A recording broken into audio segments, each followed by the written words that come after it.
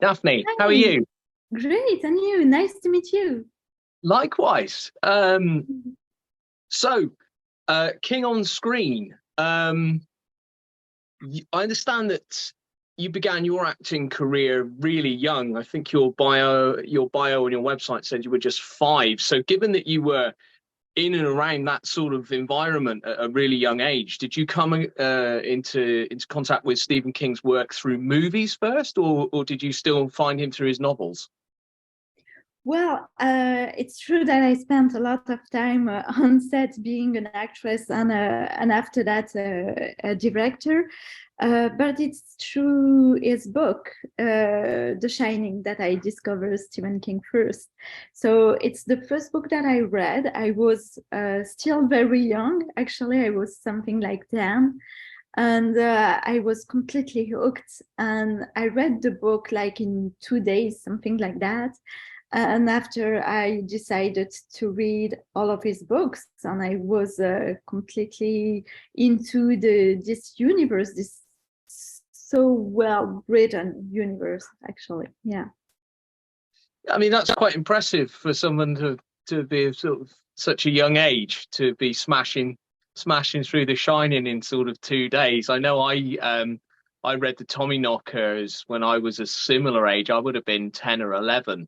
But that took quite some getting through, and I've always found King's work to be a little bit too dense for me, even as an adult. But he translates so well to the big screen, and as we know, there's more than 50 directors that have brought over 80 films and series to the screen in one form or another, and it must have been quite a daunting task for you taking on such an ambitious project, given the scope of the material on offer. And I was just wondering how the whole idea came about and how you managed the logistics of getting everybody together, and how you managed to kind of get that decision as to who you would basically include, and what films you would try and feature.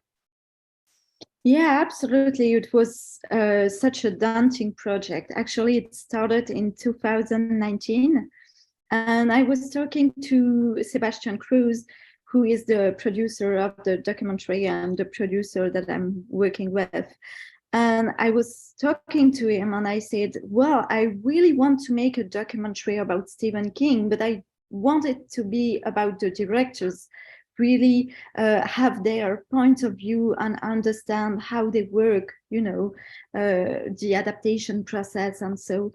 And so we thought, okay, well, we should see first if they are interested into this project, if they want to do it. So the first day we sent something like 10 emails, and the next day we had 10 yes. So we thought, okay, that's amazing. We should definitely go into this.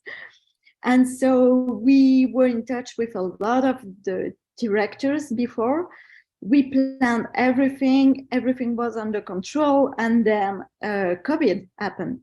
So we had to postpone everything, to reschedule everything again. And some of the directors were living in Australia, for example, Canada. So we had to do the interviews remotely. And for the ones who are really based in the United States, we thought that it could be great to, I'm from Europe. So we thought we should go to the United States and go around and see all of the other directors. So yeah, we were pretty excited because it's amazing to have so many great names, and to meet so many great directors. Yeah, I mean, you've obviously got some great directors that have taken part in the documentary. Frank Darabont really sort of forms the heart of the whole film for me. He's such a warming personality, and he's got some great anecdotes. And I suspect that you could have probably made a whole documentary with just him. No? Absolutely, yeah. We talked with Frank Darabont for 2 hours, something like that, a little bit more than 2 hours. And I was like, okay, it's gonna be difficult to remove things from his interview, actually. So it's a little bit more how we did it with Frank. We were like, okay, what do we have to remove? And so it was heartbreaking, you know, but still, yeah, he made so many great movies. And I mean, when you watch The Green Mile, Shawshank Redemption, The Mist, those are 3 amazing masterpieces, I think. So yeah, it was such an honor to be able to talk with him about his work. Absolutely. And I think for me, when I've watched it, it comes across as very much a film made from a fan's perspective, and you get that real warmth from Frank and Mick Gariss and Tom Holland and people like that you've spoken to. Was that how you had sort of perceived the project in its early days, or was that something that kind of gradually developed over time? Well, in each documentary that I'm directing, I'm always looking to have something like very intimate, you know, with the person who are in the documentary, and to have something very human. And so it's something that I really wanted to have in this film in particular, because a lot of the directors are personally connected to Stephen King. So they really know him well. So that's why I wanted to have something like that wouldn't be some kind of encyclopedic chronological thing, like, you know, so this year this film, because it would lost some kind of humanity in the film. So I really wanted to have some kind of conversational tone with the filmmakers. Yeah, I mean that really comes through. It's such a warming, heartfelt feel, you know, and I really enjoyed it. It really resonated with me as a film fan. There are, as I mentioned, there is obviously Frank Darabont had many great anecdotes, and there's a lot there for fans to enjoy, especially Easter eggs. In particular, you've got the fictional opening, which is quite unusual for a documentary. Just tell us a little bit about that and why that's in there. Sure, absolutely. So yeah, we thought that we could really give the audience the feeling that they were entering into Stephen King universe, you know. So we thought that it could be great to have some fictional shots at the beginning, and then thinking about it, we thought, okay, but if we are doing this, we should really go deep down into it. So then we talked a lot, and we thinked a lot, and we said, okay, then we should totally shot in Maine, because, you know, for sure, if you are talking about Stephen King, you want to include Maine. So we were like shooting in Maine in February, and having on set an amazing cast, because we thought, okay, well, let's do this completely, you know, let's do what we can, the best we can, you know. So we had great actors coming on the sets, like Jeff Redeman and Alexandra Paul, and so we had so much luck, because we had an amazing cast, actually. So yeah, we were pretty blessed about it, and I wanted at the end to have some kind of Stephen King humor, you know, at the end of the film to close it. So yeah, we worked on that a long time.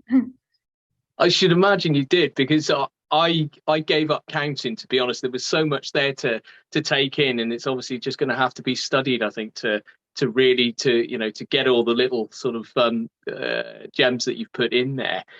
One of the things that I wanted to ask was about King and how he has this great ability for writing really strong female protagonists. How influential do you think that's been in enabling filmmakers to bring his films to the screen, and how do you think that that's helped propel and give his career the longevity that it has? Well, I think King is really able to write amazing characters, amazing, strong characters. And he writes, like we talked a little bit about that in the documentary, he writes female characters very well as well. And I thought it was interesting to hear the director's point of view on that, because, you know, a lot of them connected very deeply to Stephen King material because they have some similarities in their lives as well. For example, I'm thinking of Taylor Hackford, who was raised by a single mother, as well as Stephen King. And in a lot of Stephen King stories, you kind of find things that you can relate to. So I think it's something that really made him, that gave him the fame he has. It's how much he can speak to everyone, actually, to all the people. Yeah, absolutely. That inspired a lot of the directors to go into his work as well. Yeah. One of the final questions I wanted to ask you was about those stories of King's that have yet to be adapted for the screen. Is there anything that you would very much like to see made, or maybe make yourself and direct? And if so, is there anything that's already maybe bubbling away? I would be thrilled to have the chance to adapt a Stephen King story, for sure, absolutely. One of the stories that I really loved, one of his novels that it's quite a discreet one because we don't talk a lot about it, but it's Jumaki. I think this story is just so great, and it could translate so well into a film. And yeah, I don't understand why we don't have it yet, because it's an amazing novel and it could be a great film for sure.